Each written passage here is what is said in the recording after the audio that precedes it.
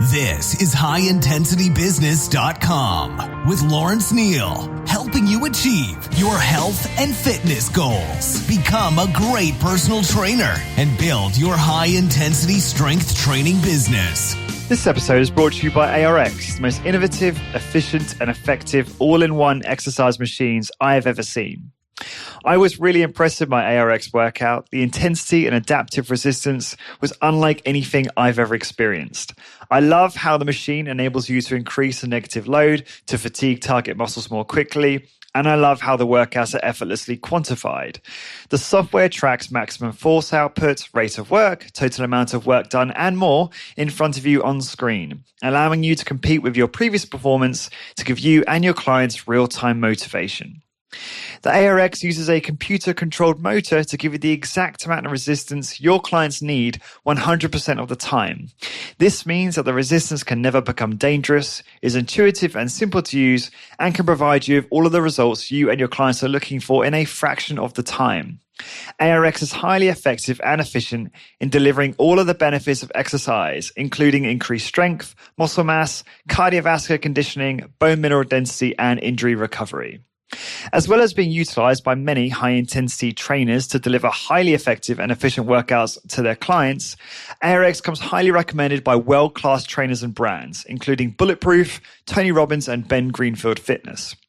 To find out more about ARX and get $500 off install when you place an order, please go to arxfit.com and mention HIB, that's High Intensity Business, in the How Did You Hear About Us field. So again, to get $500 off install when you place an order, head on over to arxfit.com and enter HIB in the How Did You Hear About Us field.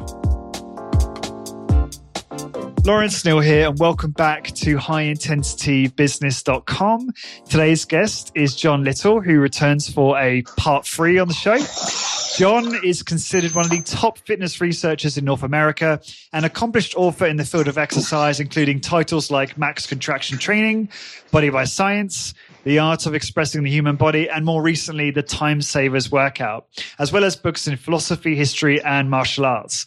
John's articles have been published in every major fitness and martial arts magazine in North America. Throughout his career, John has worked alongside the biggest names in the industry, from the estate of Bruce Lee to bodybuilding icons such as Arnold Schwarzenegger, Mike Mentzer, Steve Reeves, and Lou Ferrigno, to action stars such as Jackie Chan. John is also an award-winning documentary filmmaker, having produced and directed films for both independent companies and major studios such as Warner Bros.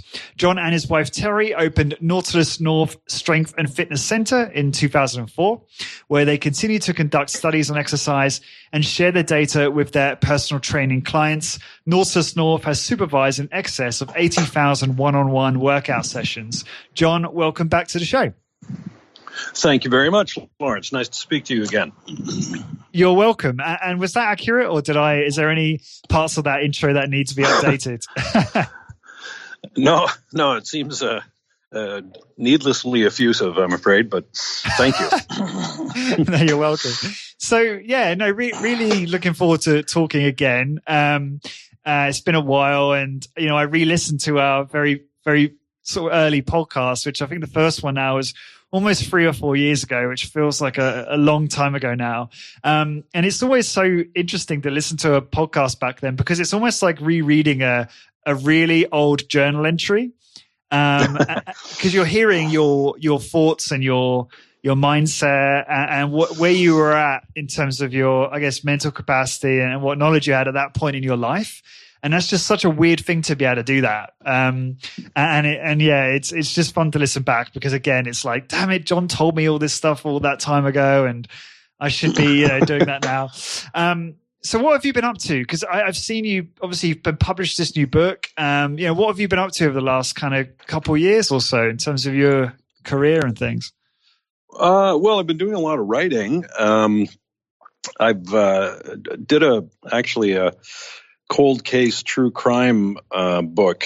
And the only reason I did it was that we had kind of a family connection to the crime.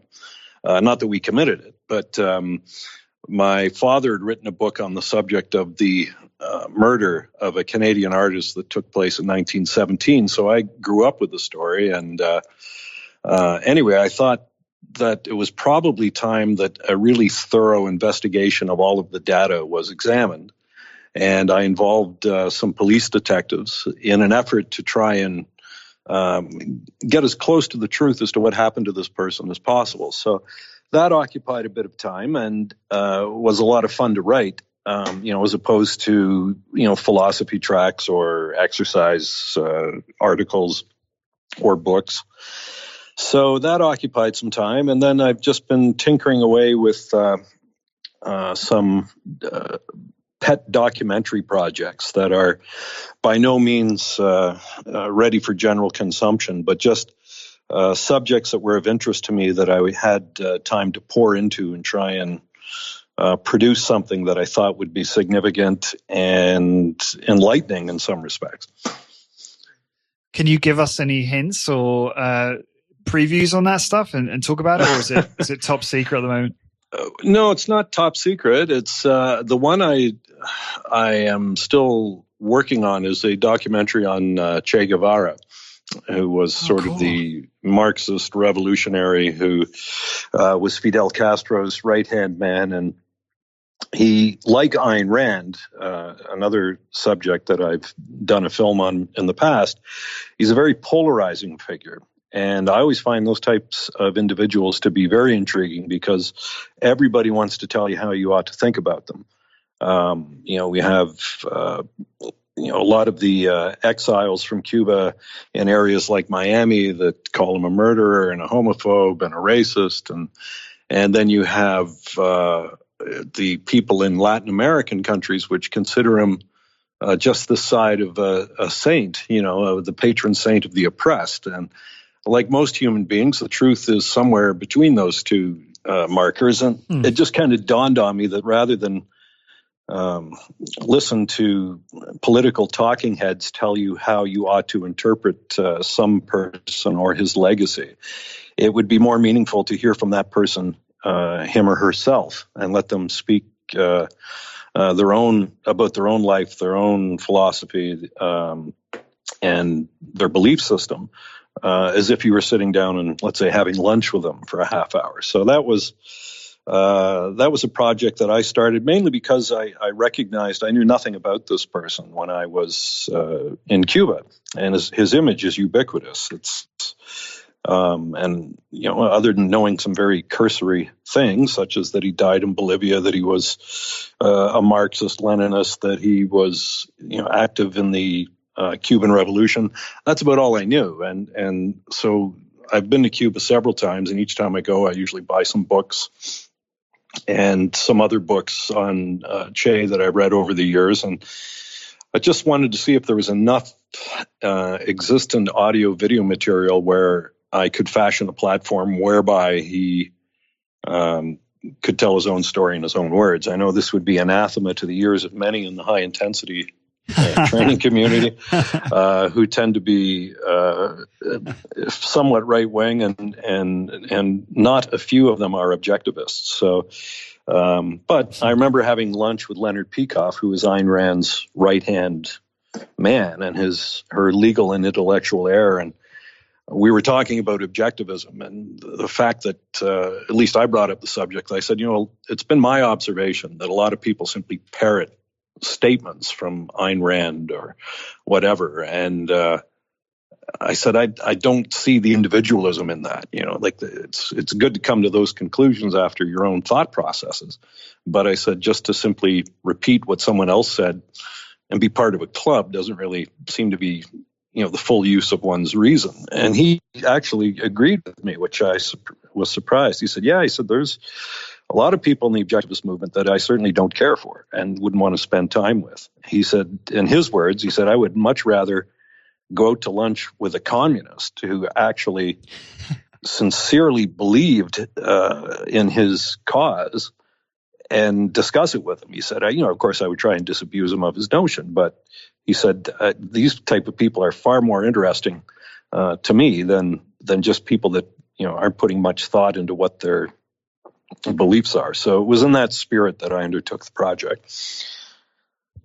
This stuff is so interesting to me right now. I did a podcast earlier today with another a friend of mine in high intensity training called Gary Knight, and he's very interested in the politics and philosophy as well.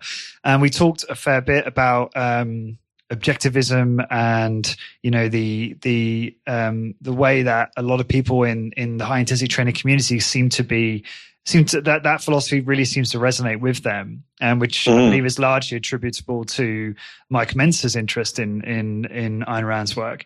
Absolutely, and obviously they sort of veer towards right wing notions around politics and things. And we were talking about that, and I've just got really into it lately. I'm reading Atlas Shrugged for the first time. I'm a little ashamed to say it's taken me this long to finally get around to it. I'm really interested in learning more about this stuff. And I'd just love to ask you, why do you think that, and I asked Gary the same question actually, why do you think that so many people in high intensity training are so into objectivism, and why are so many of them right wing? Why is that, do you think? It's a good question. I think one of the appeals of the objectivist literature is that there's a certain absolutism to it. And we like absolutes. We don't like dealing with relatives, or something that is gray. We prefer black and white as a moral compass. And it's a very cogent philosophy. It's very it's hierarchical. It's each level from from its axioms to its metaphysics to its epistemology through to the ethics are logically dependent on the underpinning level. So that's nice. Intellectually, it is a very rigorous and satisfying philosophy that is very broad. I mean, it covers almost every facet of life. And so when people come to philosophy, you tend to come because you're seeking answers of a sort. And objectivism certainly does provide you with answers. I think the danger in any philosophical system is, as I may have said on a prior podcast, that old axiom of Voltaire's comes to the surface, which is cherish those who seek the truth, but beware of those that find it. Seeking the truth is a great thing. And I found I spent many happy hours poring over the works of Ayn Rand, and in particular, Leonard Peikoff. Quite enjoy his material and get a lot out of it. But I think there is a danger I said this once about Bruce Lee, and with the metaphor of the river. I think that there's a danger inherent in standing too close to the river of another person's thoughts, because it can pull you from the bank of your own identity and sweep you further away from it. And I think one of our tasks anyway as human beings is to come to know ourselves. And that means what we like, not what we should or ought to like, but what we do. And otherwise, you're just simply being told how to behave, and you're given ready-made conclusions to accept. And I don't think that's a good or particularly nourishing and satisfying way to go through life. I think there's an awful lot of enjoyment in the process of figuring out who you are and what you like and what you want, as opposed to having a parent or a theologian or a philosopher try to hammer a round peg into a square hole. So, in order to try and answer your question, I think there's a lot of reasons people have gravitated in the high intensity training community to objectivism, but I think one is the reliance on reason. Because if you like a scientific approach, it should be, based on reason and science and objective evidence. And objectivism relies on the material provided to a person's senses, the sensory apparatus. And so there is that component, which seems to ally it quite easily with the high intensity approach to exercise. I think Mike Mentzer, as you pointed out, had a tremendous influence. He was a fellow of both a psychological and a philosophical mindset. When he first burst onto the bodybuilding scene, he was, I guess you could call him an existentialist. He would have called himself an existentialist. He liked the writings of Jean-Paul Sartre. He liked Friedrich Nietzsche, and people of that nature. And that's the Mike Mentzer that I first got to know, who was the seeker at that time. Didn't believe he had all the answers, and also didn't believe anyone else had all of them. But he just thought it's worth the pursuit to try and, that's the definition of philosophy, love of wisdom, to try and acquire wisdom in certain areas. And over time, he came to Ayn Rand, and I believe he that was full stop for him. I think he felt that this was the most integrated, reasonable philosophy that he had yet encountered, and he embraced it and tried to live it as best he could throughout the remainder of his life. But for people in the high-intensity training world, we tend to be a group of hero worshippers to some extent, whether it be Arthur Jones or it be Mike Mentzer or whoever. And consequently, we like what they like because we want to be more like them. And, we like their training programs, and we like their hyperbole at times in the case of people like Jones. And we like, their belief system. I mean, Mentzer was, in the bodybuilding world, at least, he was an intellectual. So we like the idea of being, professorial and big, muscle men. But, it's funny because Mike was not, he didn't think that having big muscles was the be all end all. I remember being at a seminar he conducted in 1981, and, he was saying, who's grown too much muscle this year? Who's grown so much muscle that it bothered them? And of course, nobody put up their hands. He goes, well, of course not. He goes, that's why you're here, because you think my being a champion bodybuilder, I'll be able to give you a secret or two. And he said, but the reality is the muscle growth process is much, much slower than you think it is. So he said, I think the best thing I can give you is a grounding in reality as to what to expect, so you don't get frustrated, and maybe you will become big muscle men. And then he paused and said dryly, a very lofty goal indeed. So it's, it's a very long answer to a very simple question you asked me, but I think there's a multitude of reasons why, it seems the majority of predominant trainers in the high intensity training field embrace objectivism and, will quote blocks of text from Ayn Rand, at the drop of a hat. Or Ayn Rand, sorry. And I don't know. To me, it was just that there's a big world out there. There's a lot I like in objectivism, but I've never been a joiner. I've always been kind of an outsider. So, for me to say, oh, yeah, that's it, I'm not thinking anymore about this subject. You can label me, whatever, objectivist or rationalist or, a certain political affiliation, that doesn't interest me. Because I think, as Bertrand Russell said, our ideas and our knowledge change as we gather more experience and we grow older, and even the sciences get new information into them over each decade. So I think you have to have standards by which you accurately and validly assess information that is presented to you, such as the one that the objectivists use, which is the law of non-contradiction. I think that's hugely helpful in our thought processes. But, the fact that you have to listen to Rachmaninoff because Ayn Rand liked him, I don't think that follows necessarily. Yeah, that's so interesting. I think going forward, I'd be interested in, if you're up for it, John, doing a separate podcast where we get to dig a little bit more into philosophy, because I think it's very interesting to a lot of the listeners who, as you say, may be objectivists or interested in learning more about different types of philosophy. So that'd be cool. But I want to, sorry, were you going to comment? No, I was just going to say, I think the big thing really is just to be a liberated individual intellectually. Don't be, serve only yourself in that respect in terms of knowledge and what your standards are. You don't have to join a group of any kind or spout another human being's sentences as if they were holy writ. Come to your own conclusions, form your own opinions, and have reasons for them. And if I think there's a certain wisdom, as Alan Watts once said, in insecurity or in ignorance. As Socrates said, you want to, if you don't know something, that's okay. Cop to the fact. We're not omniscient. And so it's not necessary. I mean, a lot of high intensity trainers also tend to strike a pose as if they're medical professionals. It's not our bailiwick. We have not been trained in pathology. We haven't gone through the training that physicians have.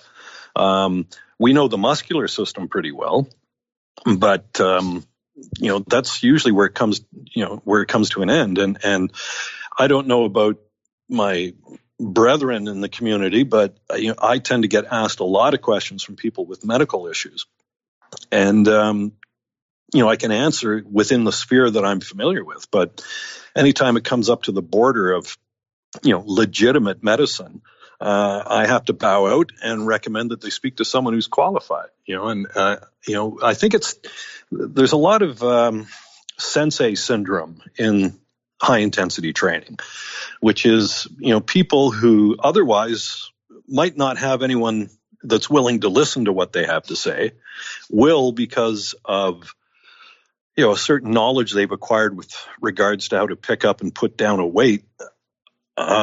People will be forced to listen to them. So then they tend to assume a very professorial, all-inclusive knowledge on all facets, from pathology to health to fitness to strength, and that's their fiefdom. And then they very zealously guard this fiefdom, where the reality is what we know is, categorically is really just a grain of sand on the beach. We hope to learn more, but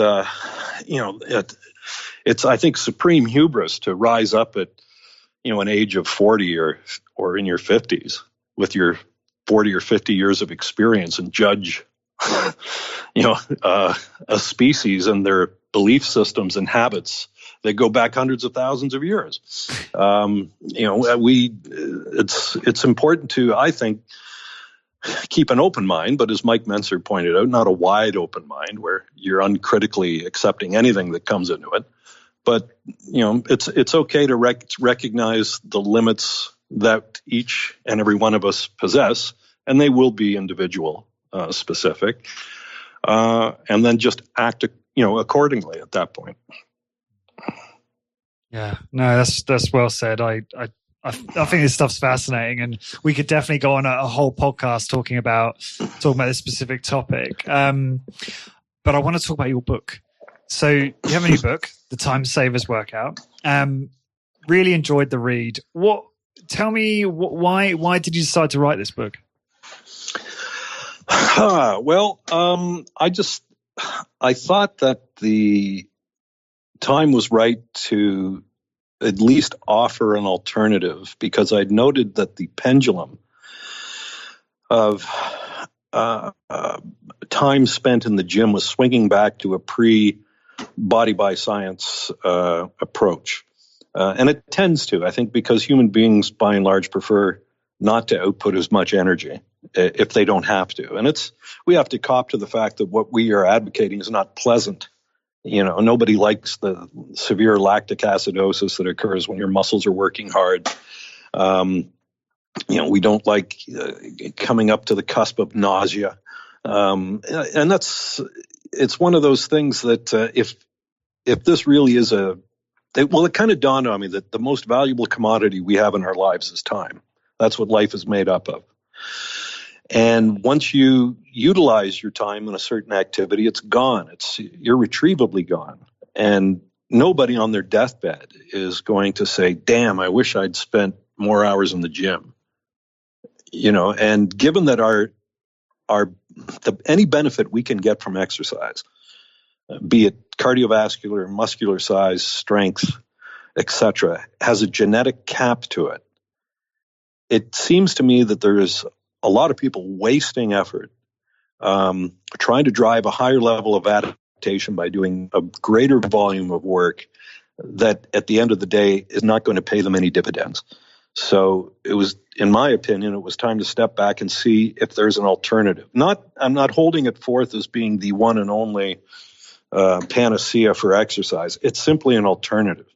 If you don't want to spend your life in a gym, but you still want decent results, then at least consider training less frequently with a little higher intensity and and leave it at that. Because at some point, all of us, especially those of us who train in a high intensity fashion, will bump up against our genetic ceiling.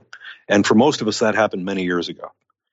And yet, at that point, we're still unaccepting the fact that we don't have the bodies that we had dreamed about. We all, in my case, I would have loved to have been Mike Mentzer or Frank Zane or one of these guys. It never happened.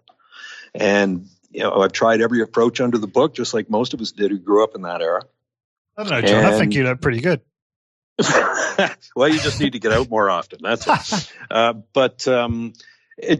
It wasn't in the cards. So at some point, you recognize that there's a point of diminishing return. So how much effort, how much energy are you going, and time are you going to invest in an enterprise that's not yielding you any appreciable benefits at that point? And to me, and I remember Mike Mentzer telling me this years ago, said that it's only rational to use what exists in short supply as economically as possible. And I think that's true. And Mike was always looking for, a way to get you what you could get from resistance training without spending any more time than you needed to. As he used to say, even one set more than you need is overtraining by definition. So, I bow to the fact that exercise is important to our health in terms of, dumping out lots of glycogen and, preventing type 2 diabetes and other metabolic syndrome things that are undesirable. I also know it's beneficial to try and preserve our strength as we age, and our aerobic capacity and things of that nature. But we don't need separate cardio training, or we don't need to be in the gym 3 or 4 days a week to accomplish this. Now, having said that, the biggest resistance I get from people, even in the high intensity community, about training once a week, let's say, is that they just feel they need to be in the gym more often. And I mean, that's where the discussion ends, because I can't argue with your feelings. If that's how you feel, that's fine. But the evidence would tend to suggest that it's unnecessary. And given that, an interesting thing to consider, Lawrence, is, and again, it goes back to Mike Mentzer. He made this point at the same seminar that I attended. He looked around all of us who had attended, and he said, how much muscle do you think you can gain? And, we didn't know. Sky's the limit. We certainly were under-muscled compared to Mike Mentzer. So obviously there was all sorts of room for improvement.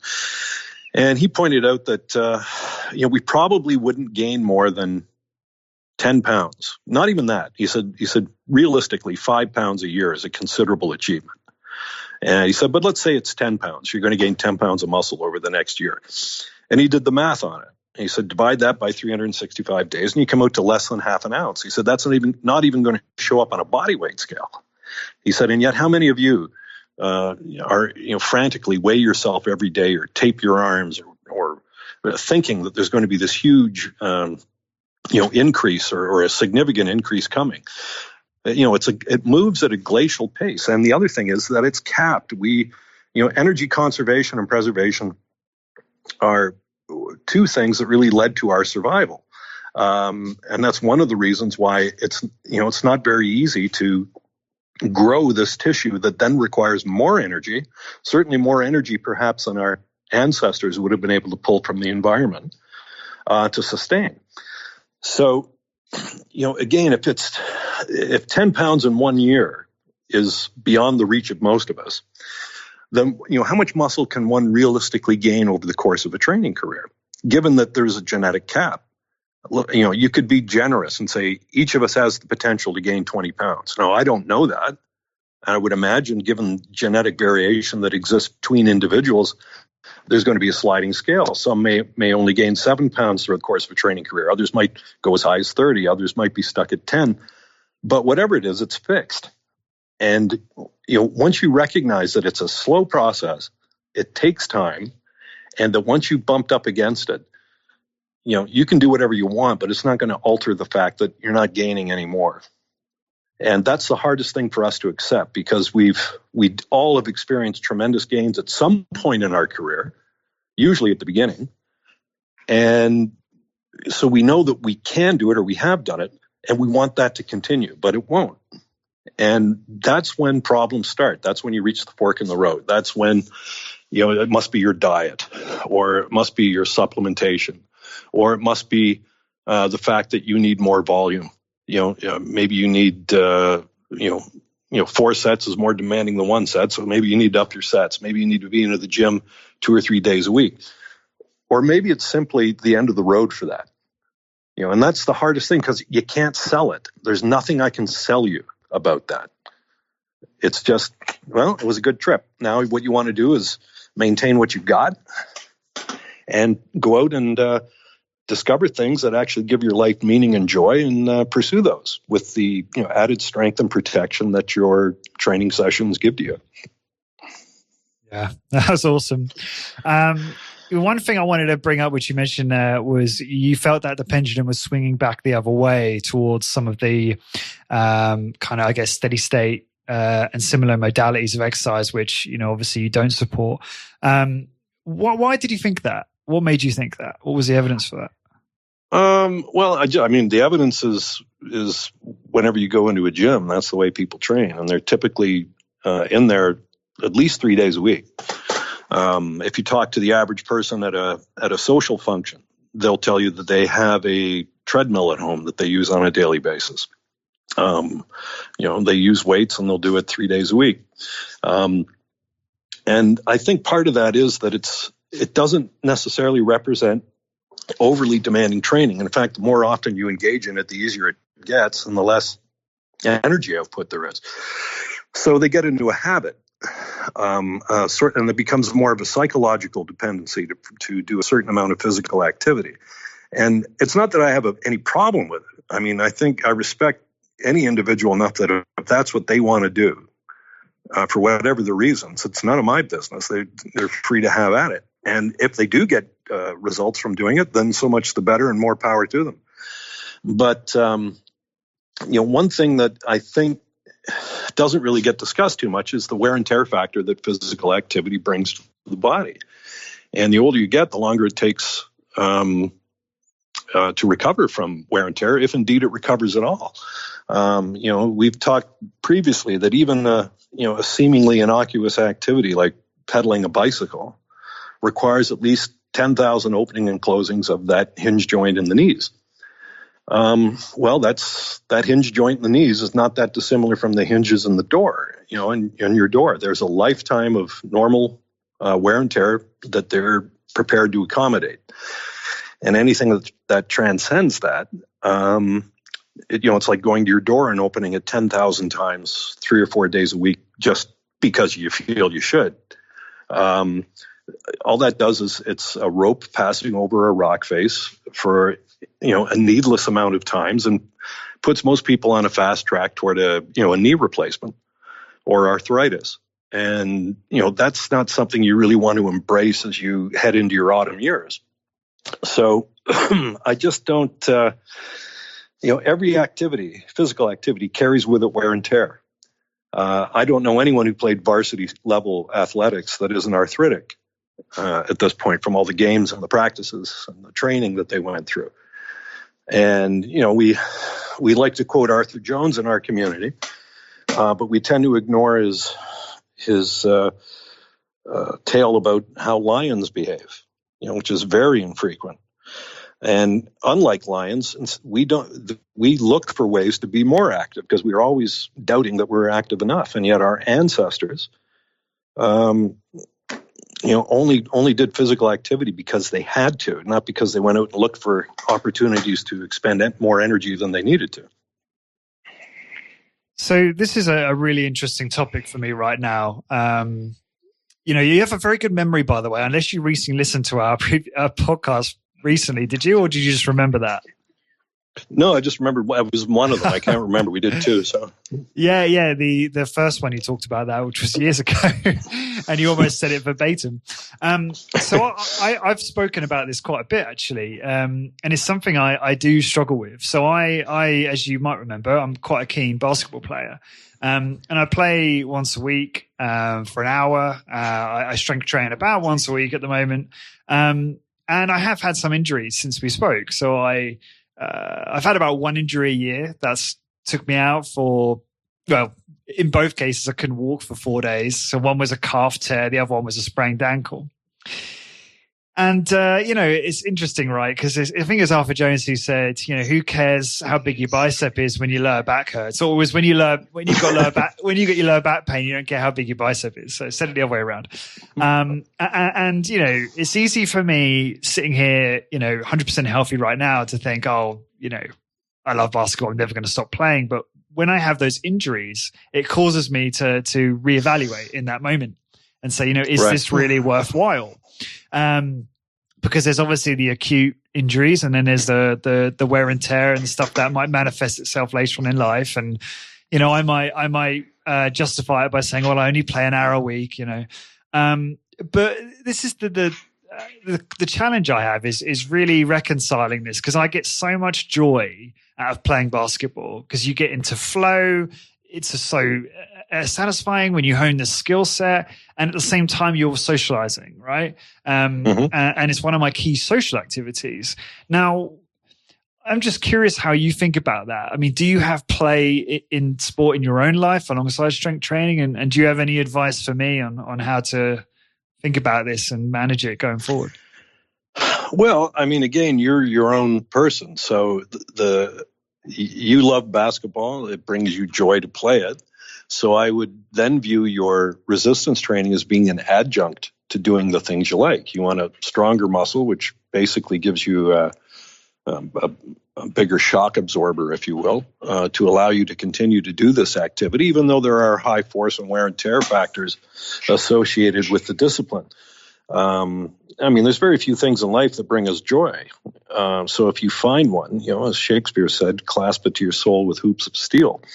I'd be the last one to say don't play basketball. If that's something you really enjoy doing, do it. I mean, three of my sons have played hockey. I had a daughter who was figure skating and dance.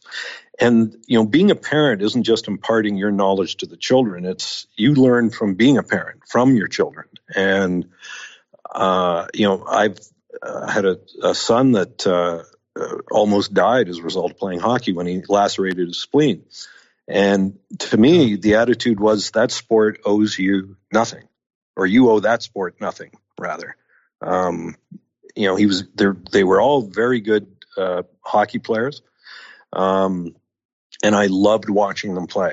That was the greatest, joy of my life, was to go and watch your children progress in their skill set in the sport and become, a leading scorer on a team, or even in some cases getting into a fight that they did well on the ice and handling themselves well. As a parent, there's a primal component to that. And I recognize that hockey has stayed with them their entire lives. When they went to university, their roommates were people they played hockey against. When they go to parties, they gravitate to the hockey guys because they have this, connection, the social element, as you mentioned. So I would not deny you or anybody that. For me, I mean, I went martial arts. I was always more in sports that were individual oriented rather than group oriented. And I don't know that was to my benefit to do that. I think I probably would have been better socially and in some respects far more content if I'd been part of more team sports. But that's just the thoughts of an older person looking back on his life. But again, if you like playing basketball, then you have to accept that injuries and wear and tear they go with the territory. And you'll be willing to make that trade for as long as you're willing to make that trade. And there's no way that you won't be injured. I mean, it happens to everybody. I don't know that there's a player in the NBA that hasn't been injured. The only way you get better at the sport, and the only way that the sport seems to be easier for you, is to play it, and to play it frequently. So again, if that gives you joy, then by all means, continue to play basketball. I wouldn't recommend to anyone that they simply have a cookie cutter type existence based on my preferences. It's a bit of a catch-22 though, isn't it? Because I remember Doug saying, your physical capability is going to be as important to you when you're 60 as it is when you were 20. And that's one of the reasons why we're so into this strength training, right? And in high intensity training. This episode is brought to you by our sponsor, ARX. Are you looking to create a cutting-edge, high-intensity training facility? Are you confused on what equipment to use or how to separate yourself from the masses? Well, then ARX Fit might be the answer you're looking for. I asked Mike Polano from ARX a few questions about how ARX machines are challenging the status quo of the exercise industry around the globe. Mike, if you could, give the listeners a quick summary of why ARX is so different from the traditional machines or tools they're used to seeing in most exercise facilities. ARX is totally different than anything you've seen before. This isn't just another weight stack machine. We've looked at the last 40 years of exercise technology and used that knowledge to create something entirely new. ARX uses a new form of resistance, a motor, and we pair that motor with computer software so that we can maximize the safety, effectiveness, and efficiency of your workouts. So you may be asking, okay, but how does ARX compare to weights? Traditional machines you see in gyms today are based on lifting metal weights and battling gravity. What people don't realize is that when you're forced to lift a static weight like this, one that doesn't adapt or change while you use it, you're underloading yourself rep after rep. And this unnecessarily limits your ability to make improvements. With ARX, we've taken a totally different approach. We removed weights and gravity from the equation altogether. Instead, ARX combines our patented motorized resistance with our custom computer software to provide you with the world's safest, most effective, and most quantified form of resistance training ever. When you train with ARX, you are training to your perfect level of resistance, both positively and negatively 100% of the time. No more guessing what weight to use. ARX does all of that for you, instantly and automatically. We'll also track and measure every second of every rep, so you can quantify all of your workouts to find out if you're improving and by exactly how much. Whether your goals are bigger muscles, increased strength, stronger bones, or just to look good in a bathing suit, ARX can help you achieve all of these and more, but do so in a fraction of the time it would take compared to traditional equipment. If you're looking for the most efficient, most effective, and most quantified piece of exercise equipment on the market today, then look no further than ARX. Thanks, Mike. That all sounds really impressive. If you'd like to learn more about ARX, visit arxfit.com and mention that you heard about ARX on the High Intensity Business podcast to receive an exclusive deal of $500 off shipping and installation of your ARX machines.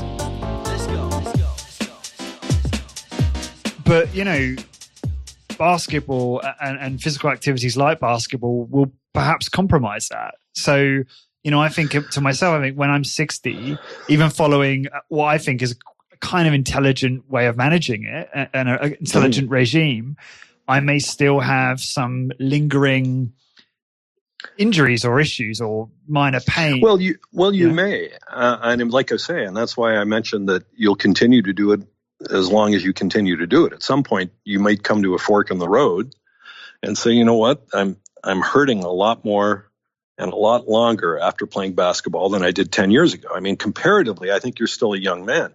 So, if you still want to get your fill of whatever the sport is that you like, I mean, Doug still, to my knowledge, he still rides BMX. I don't know if he competes, but that was his passion. I just think it's a very individual thing. And,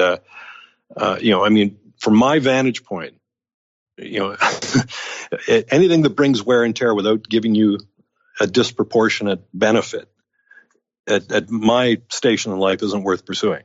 I want to do the least amount of physical exercise that I can in order to maintain and build to what level I can my strength and my health and my metabolic health anyway. And so for me, once a week, going all out with my muscles satisfies that need.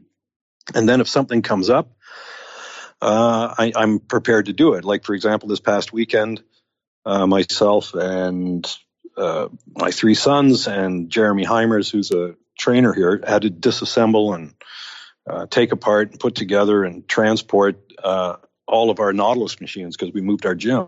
Well, that was a big job. That was very physically demanding. And then the next day I had to, shovel a bunch of topsoil and things like that. So I'm very aware of what I did with my muscles today, from over the weekend. But, that's, to me, it's just keep yourself strong and fit so you can do things that you need to do in your life, such as moving gym equipment when your business calls for it, or doing stuff around the home. For you, it might be, going out to see your buddies and play basketball. Interesting. Yeah, this is give me a lot to think about, and it's something I agree. It's like, one of the things I thought about is there a way that I could stop playing and channel that, get those needs met elsewhere and other things. My fiance is just constantly like worried that I'm going to get injured again, and that now, and I'm 32, just to give you context, and a young pup. Yeah, but I do, but in athlete terms, that's old age, right? So well, depending on the sport, that could be true. Yeah. But no, I guess I still wrestle with this, and I'll probably be re-listening to that just to think about it more and decide on how. Well, and the big thing, really, and from what we talked about earlier, is it's one of those things you got to figure out on your own. There's no advice I can give you or anybody else can give you which is perfect, that absolutely suits you. You're the one that knows your life experiences. You know what gives you pleasure. You know what's worth the physical cost that you're willing to make. And, again, you just want to hedge your bets a little bit by just making sure that if there's a way that you can play the game and increase the safety parameters, then that's a smart move. So I have been doing that. So that is actually a really good point. So I take my warm up very seriously now. So I don't stretch, obviously, but I do like dynamic movement to warm up the joints and things. Right. I do think that helps in preventing injury. And I will not go to. So there's a certain session I used to go to where there was someone who was a very large. This one guy's not very tall. He's probably at 6'2". But very, very big, very muscular, and would be quite clumsy. So if he was driving to the basket, you wouldn't stand in his way, and obviously if you're playing in a professional league, you might take a charge, right?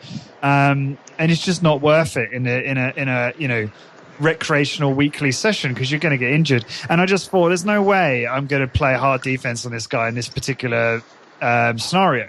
And also, well, that's another smart. thing, right?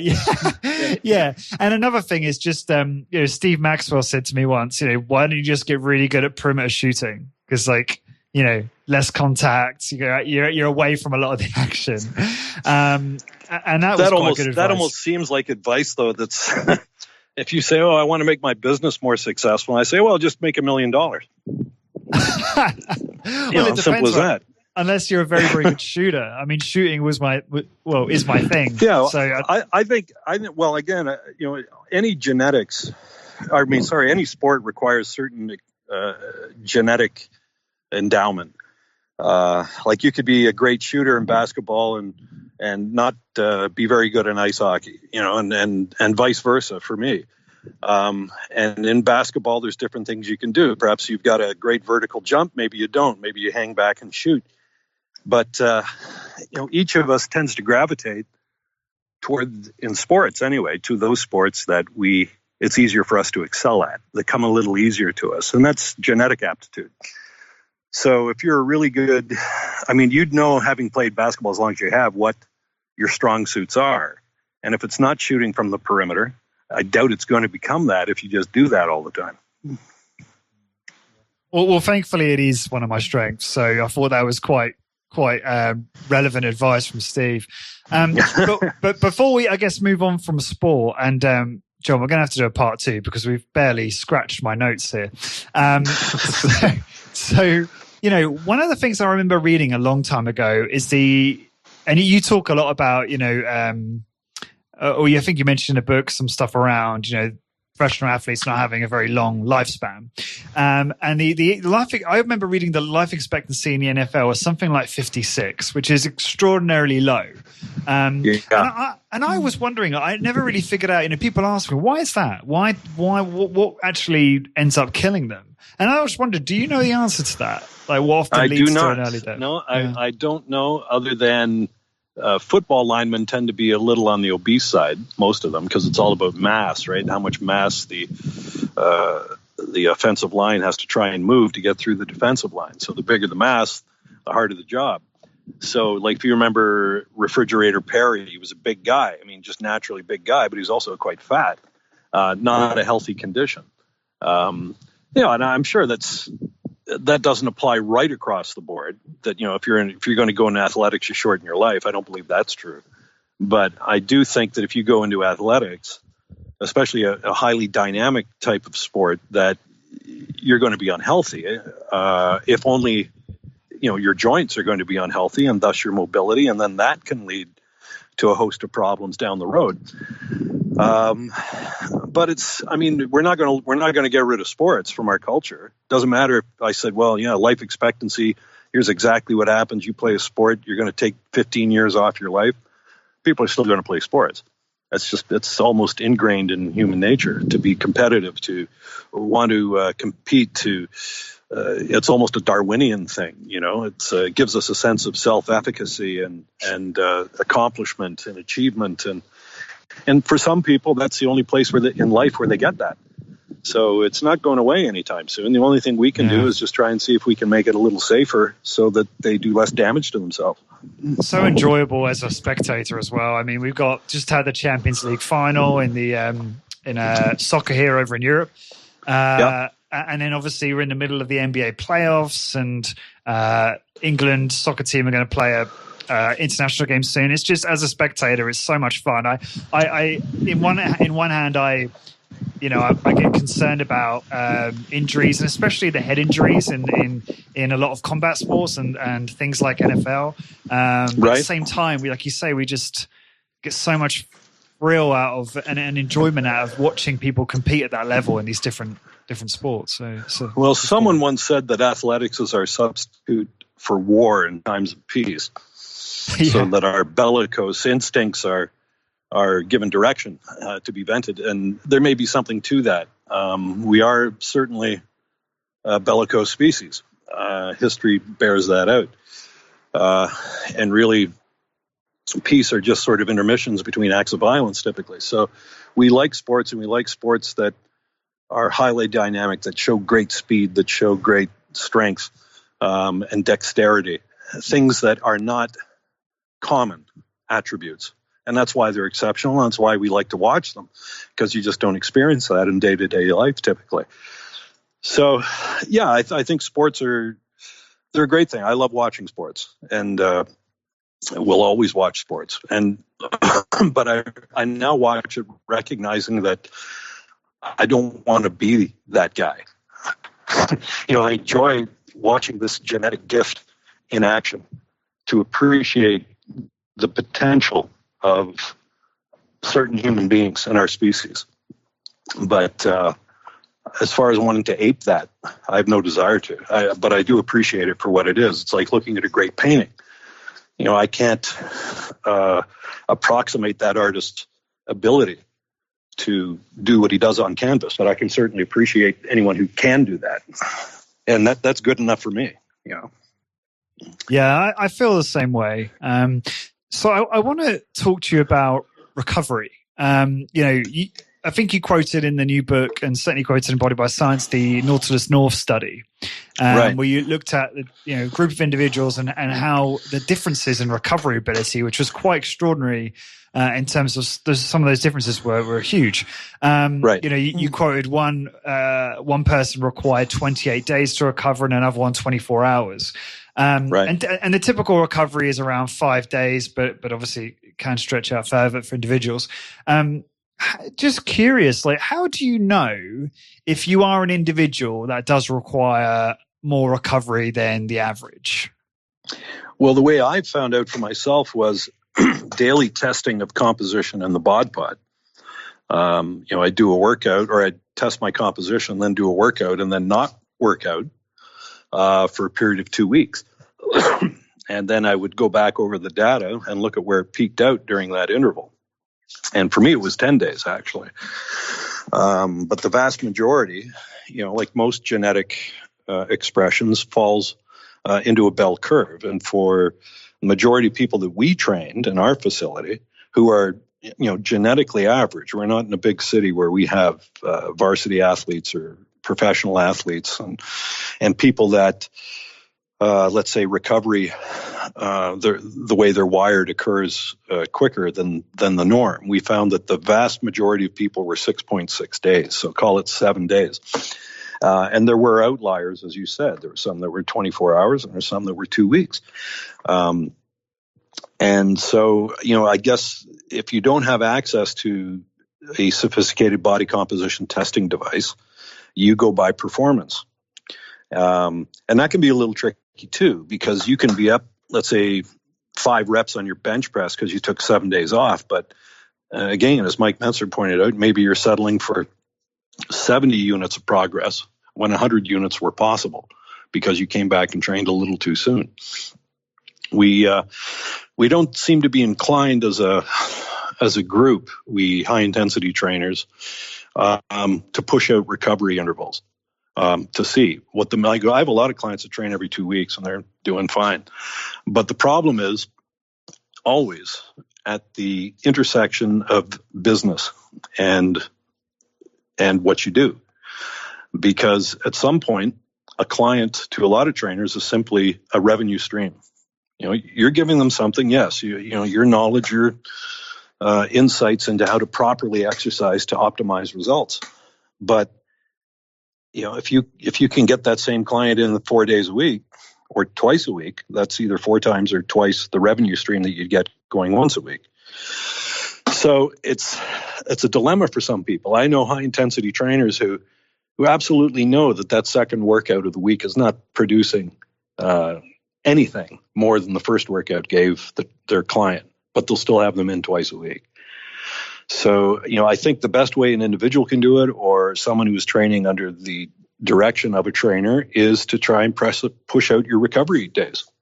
Because at some point, decomposition will occur. And when that happens, you'll be weaker, because a smaller muscle is a weaker muscle, typically, if it was a bigger one, just like a bigger rope's a stronger rope. But I think that's probably your best. You have to gauge it by your performance. But there's so many factors that come into play. I mean, you could be getting a cold and your performance suffers. So that doesn't necessarily mean you haven't recovered. It just means your energy and resources are being spoken for by what the body perceives as a more urgent emergency than, building a minuscule amount of muscle on your biceps. So I think the key is just keep an eye on your progress charts. If you notice, and I mean, it's easier to notice a slippage, like, now you got 8 reps this week, whereas the last time you worked out, you got 10. Okay, something's happened here of a negative nature. But it also works the other way. I mean, if your performance increases, then something has changed within those muscles. Something is in there now that wasn't in there before. And that's usually the best way to do it. But, our study that we did is suggestive, at least, that maybe the majority of us don't need to be training quite so frequently. Doesn't mean the world will stop revolving if you do periodically, because I think it would take more than 1 week's worth of training to lead to an overtrained condition, depending on the severity of the workouts that you use. But in all my years of doing this, I've never had worse results because I don't train as frequently as most people. Yeah. So, you mentioned obviously in the book the conservation of energy phenomenon. And just to tie that into what we're talking about for a moment, I mean, I think we're going to have to cover that in a part 2, if you want to go into detail on that. But one of the things you mentioned is how, one of the problems with sticking to one routine for too long is that, the body adapts and you're potentially unable to recruit some of those higher order motor units, muscle fibers, Right. And obviously continue to progress. And one of the things I don't think we've really addressed on previous podcasts is how long would you stick to a single routine? And then before you answer that, another thing to factor in is going back to your other point. It's really difficult to assess performance and recovery workout by workout based on the numbers, because, like you say, there are so many variables that affect performance. There's a vast list of them. Right. And so, I've been advised before by Simon Shawcross, actually, who I know was over there seeing you recently, that, really you want to take a more of a bird's eye view of a longer term picture. So you look at maybe 6 workouts, or 12 workouts, maybe that's too much, and see how your progress is over those to kind of identify that. And in the same breath, I remember Doug McGuff saying to me, well, it's hard to find out if you've been overtraining or not because your DNA hasn't taken a dump on you yet. So sorry, I've dragged that one out, but I'm just really curious, how long would you stick to a specific routine for? I don't really have a hard and fast rule on that. I mean, to me, the bigger picture is, are you hitting all available fibers, slow, intermediate, and fast twitch? If you're hitting fast twitch, there's certain biological side effects you're going to notice. Respiration is up considerably. The muscles are so fatigued that the person, if they're doing, let's say, a leg exercise, is in no hurry to go, jump to his or her feet and continue. Once those symptoms disappear, the person does his, a complement of repetitions, and maybe he's even up a rep or two and gets right off the machine or the device and moves on to the next one. To me, that is indicative that your body has not adapted in terms necessarily of having become stronger, but adapted in terms of figuring out the exercise so that it can conserve energy. It can conserve energy. So that is to say, it's able to perform what you want it to perform with less muscle fibers involved. Because when muscle fibers are maximally involved, there are symptoms that are tangible. It's like riding your bicycle on the flat. If you do it for, I don't know, pick a time, at 45 minutes, let's say, you're not even aware you're pedaling. You can be listening to music. If someone's riding next to you, you can engage in conversation with them. But then you come to a hill, and then gravity starts to pull you down, or tries to. And so your muscles have to work harder against gravity. And it's only a little bit up that hill, then you suddenly become aware of something is going on in those leg muscles that you were not aware of when you were riding on the flat. So you continue up the hill. And as you get closer to the summit, your legs are on fire. You might even be standing up in order to complete the revolutions of the pedals. And you may have to get off. You may not be able to, and then walk the bike to the summit. But when you're doing that, you notice there is a profound physiological effect that has taken place. You're sweating, your muscles are aching and burning, you're breathing, very markedly and above average in terms of the breaths per second or seconds that you're doing. And that's indicative that you have, utilized pretty much all of the fibers that you had available for the activity. When those symptoms are absent, then something has changed. And that is my benchmark when it's time probably to alter the protocol. And then everything is all in again. Right. Okay. So that could be 2 workouts. That could be 6 workouts. It could vary. It could be 6 months worth of workouts. Yeah, it really depends. But the key is that your body is programmed biologically to conserve energy whenever and wherever possible, because that has survival value. When you remember that we come from a line of creatures that faced starvation up until the turn of the last century. So energy conservation and preservation was very, very important to our survival. And, several things formed in our biology as a result of that. One is the body was not going to waste energy producing more muscle tissue, which requires more energy to sustain, particularly when the environment in which we lived at the time, we would be lucky to see it yield up 800 to 1,000 calories a day. Just didn't make sense for survival value. So we had a governor that was put on how much muscle mass we can build. And that was why all of the research that Doug McGuff brought forth regarding myostatin was so interesting. And the other thing is that two attitudes psychologically also were formed in us. And one was, if you don't have to output a large amount of energy, don't, because you may not get it back. And number two, if you come upon energy, that is food, consume it, because it may not be there tomorrow. And that worked wonderfully in an environment of 800 to 1,000 calories a day. But take that same creature and plunk them down into today's environment where we have food abundance, and it's a prescription for obesity. Don't work that hard that you're dumping lots of glucose and energy out of the muscles to be refilled at a future date. And if you come upon food, consume it. And that's kind of what's happened. So we know we should do something in terms of exercise because we're aware that in some cases, our bodies have changed for the worse. We either don't like the appearance or we don't like the lack of strength or stability. And so we decide we should exercise.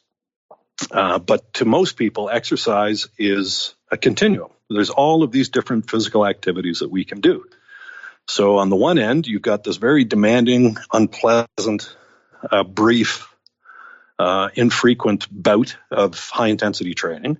And at the other end, you've got a brisk walk. And then you've got all of these other options in between. And typically, we try to satisfy our psyches with activities that we feel comfortable doing. So we pick a mild, lower intensity, like a treadmill type activity. We can do that for 20 minutes or more. We feel typically we should be doing something for an hour. So if you do anything for an hour, it can't be a very high intensity activity or a very high energy output activity. If I were to give you a barbell and say, I want you to squat for an hour, how light would that weight have to be? It would be ridiculously light. So these are the two, attitudes that we have to be cognizant of, that this desire not to expend energy and a desire to consume energy. And we have both, I believe, we have both at a cellular level and a psychological level, very strong prompts from the body saying, don't do it. And we have to intellectually override those because we see the bigger picture and what the benefit is. Yeah, well said. But I was just going to say, the body will adapt really quickly. I cite a study in the book with people that were walking, and they measured the calories that they expended after the walk. And then they put these same people in an exoskeleton, which altered their gait, made it more difficult. And as you might expect, the amount of calories they burned was considerably higher. So the energy they were outputting, the muscle fiber involvement was much higher when they wore the exoskeleton. But the very next time they wore the exoskeleton, the calories were right back to what they were prior to their first time wearing it. So the body had made the adjustment like that, like instantly. Yeah, and that's so interesting because I found that recently. So I sorry to cut you off, Josh. I just want to interject with this quickly. Yeah. I sprained my ankle in when was it? Late February. And I was out for 3 months. I didn't play any basketball at all. And then I played for the first time about 2 weeks ago, and it was terrible. Like I was I didn't have the basketball specific fitness. And so it was incredibly exhausting for me, right? I was sweating more profusely. I couldn't get up and down the court as quickly. Before the session was over, I was like, how long do we have left? Like, can we just stop now?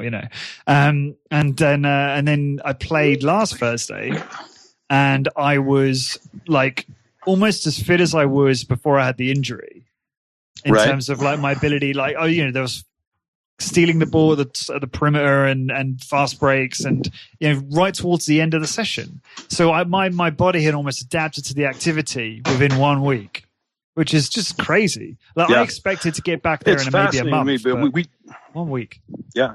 Well, it's fascinating because we don't know how quickly the body adapts. No one knows, but we would presume it would have to be quickly if it's going to have survival value. So how quick does it adapt? It could be as quickly as one exposure. It could be repeated exposures. I use the example of driving a standard automobile for a lot of people, a standard transmission, because the first time most of us did that, we were exhausted. We used way more muscle than we required to do the task because our body overmobilized its forces. It was a new activity. It didn't know that we were driving. It just knew that the energy demands have gone up and that might have survival value. So it was all in. You're working the clutch, you're working the stick, you're checking the rear view mirror, you're working the gas and the brake. And when you finished, your muscles retired, you're a nervous wreck, and you never wanted to drive a standard again. But you kept at it. You did it again, you did it again, did it again. And usually within a week, you're zipping down the highway and you're not even thinking about the process because the body at that point only used the precise amount of motor units it required for that task and not one motor unit more. And it just used those motor units at just the second that they were required, as opposed to, all together at once until the activity was over. And I believe that carries over to any physical activity we do. People that run, they run in the winter on a treadmill, they go and do their first run in the spring, and they feel like they've never run before. Their heart's going like a trip hammer, they're sweating, they're sore, they're breathing heavily. A month later, oh, look at that, my pulse is down so many beats, and the same route doesn't take anywhere near the amount out of me that it once did. And I think they mistakenly believe that there has been some sort of improvement in their cardiovascular system, when in reality, it's simply the body did the same thing it did when you were driving the standard automobile, which is it figured out exactly how many fibers it needed to use for the activity at just the second they were required during the movement. And instead of your heart and lungs having to service the working of 100% of those tissues, it was now more on the order of about 25%. So, of course, you're not going to have the same physiological symptoms. But, it's just something we need to be aware of. It doesn't, I don't know that it needs to be changed in perpetuity unless it's for psychological reasons, which aren't to be discounted. But it's, again, at some point, given that we're going to max out our genetic potential, at that point, you're going to, whatever it is you're going to do, you want to do as little of it as is required and no more than that. So, you wouldn't do an extreme change like going from high intensity training once a week to running a marathon. There would be no real upside at that point. Yeah, absolutely. John, I want to be respectful of your time. This has been so much fun as always, and hopefully we can do a part 2 and address a lot of the other sections about your book, which we won't have time to today. Well, I apologize because I do have a client, so I do have to go, but it's been a pleasure speaking with you as always, Lawrence.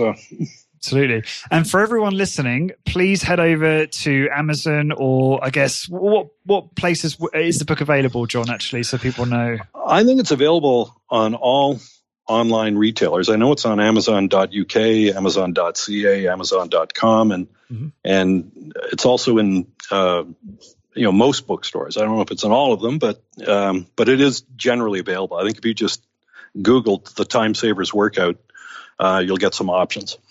Right. And to get the blog post for this one, please go to highintensitybusiness.com/time-saver.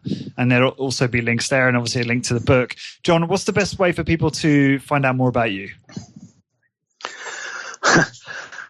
Well, I mean, I don't know. I honestly don't know, or know that they would want to. We do have a website, and unfortunately, I have not memorized what it is for our fitness center. So if they are interested in phone consultations, there is a page devoted to that. But shy of that, what they need to know about me or wish to know about me can probably be found between the covers of my books, I should think. So. Yeah, well, you've done 3 appearances on the show, so people can listen to those as well, and they'll all be listed in the show absolutely. notes. And for everyone listening, please go to highintensitybusiness.com/podcast for all episodes. And until next time, thank you very much for listening. Discover how to achieve your health and fitness goals, become a great personal trainer, and build a successful high-intensity training business. Check out highintensitybusiness.com. highintensitybusiness.com. This episode is brought to you by ARX, the most innovative, efficient, and effective all-in-one exercise machines I have ever seen. I was really impressed with my ARX workout. The intensity and adaptive resistance was unlike anything I've ever experienced. I love how the machine enables you to increase the negative load to fatigue target muscles more quickly, and I love how the workouts are effortlessly quantified. The software tracks maximum force output, rate of work, total amount of work done, and more in front of you on screen, allowing you to compete with your previous performance to give you and your clients real-time motivation. The ARX uses a computer-controlled motor to give you the exact amount of resistance your clients need 100% of the time. This means that the resistance can never become dangerous, is intuitive and simple to use, and can provide you with all of the results you and your clients are looking for in a fraction of the time. ARX is highly effective and efficient in delivering all of the benefits of exercise, including increased strength, muscle mass, cardiovascular conditioning, bone mineral density, and injury recovery. As well as being utilized by many high-intensity trainers to deliver highly effective and efficient workouts to their clients, ARX comes highly recommended by world-class trainers and brands, including Bulletproof, Tony Robbins, and Ben Greenfield Fitness. To find out more about ARX and get $500 off install when you place an order, please go to arxfit.com and mention HIB, that's High Intensity Business, in the How Did You Hear About Us field. So again, to get $500 off install when you place an order, head on over to arxfit.com and enter HIB in the How Did You Hear About Us field.